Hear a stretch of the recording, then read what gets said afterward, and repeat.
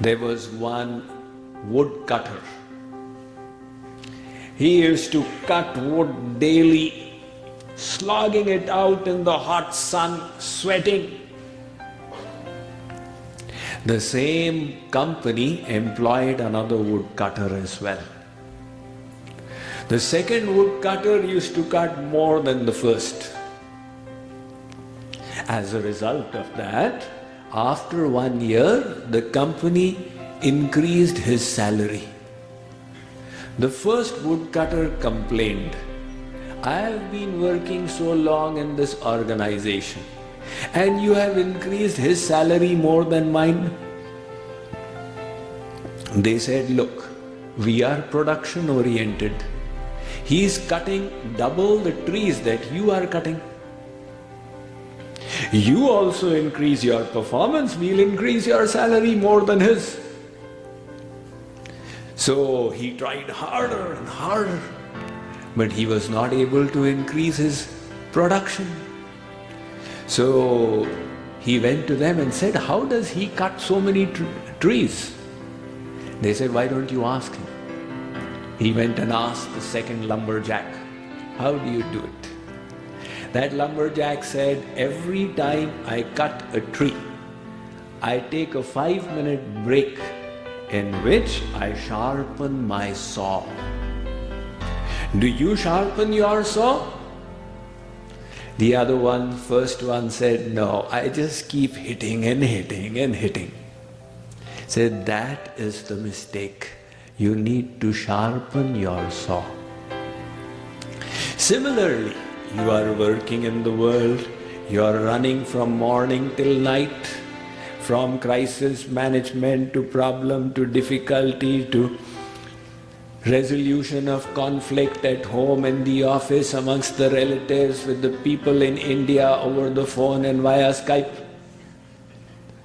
But all these conflict resolutions, etc., that you keep doing requires your own elevation of consciousness. The more sublime consciousness you bring to bear on your task, your work, your issues, the more efficient you will be. So do you take time to sharpen your saw? Do you take time to improve your mind through sadhana? "No, Swamiji, we are so busy we don't have time." That is the problem. It is like that lumberjack. Our scriptures tell us that, look, you do need to do sadhana on a daily basis.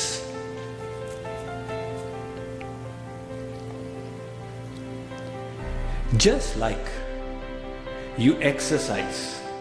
Now, in modern day occupations and professions, people are doing sedentary work through the day.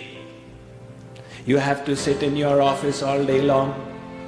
So people realize, if I continue this lifestyle, I will fall sick. I need to take out half an hour to 1 hour on a daily basis for exercise to maintain my health. The biggest cause for ill health is lack of exercise. And the biggest solution is the exercise. Whether you do the yoga asanas or walk or run or aerobics or gym, anything will help.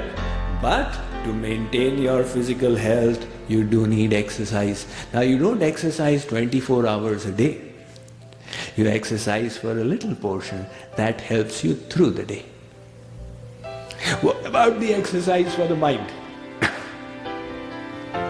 The mind is subject to wear and tear. Because you are handling the world, that is why the attachment, the hatred, the hankering, the aversion, the distraction, all this is going to happen when you live in the world. Now for some time, you need to enhance the quality of your mind and thoughts. Otherwise, then you will say, "Why are bad thoughts coming to me always?" Because you are not endeavoring to purify the mind. So simple. Do sadhana in isolation. Even the Bible says, "When thou prayest, enter thy closet and lock thy door." What is the idea of that? The world should not be able to distract you. That is isolation. Even if 50 people are sitting for sadhana and the world is not distracting, that is isolation. You have heard from me in the past the example of milk and water. If you take milk and pour it in water, it will mix in the water. The milk does not have the strength to maintain its undiluted entity when it is in association with water. Now you do something to the milk. Keep it separate from the water. And in isolation, you transform it into yogurt.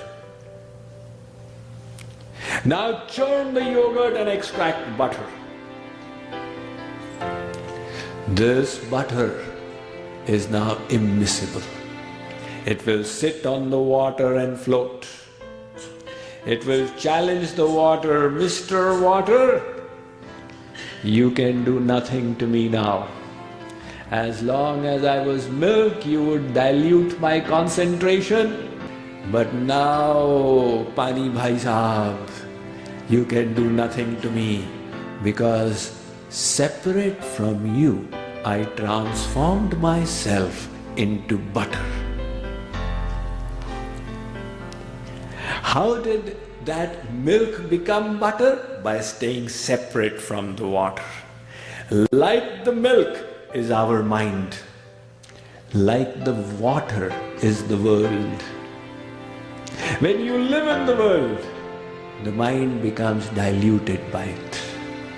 And if you wish to make it immiscible, for some time you keep the world away. This is the principle of sadhana in isolation.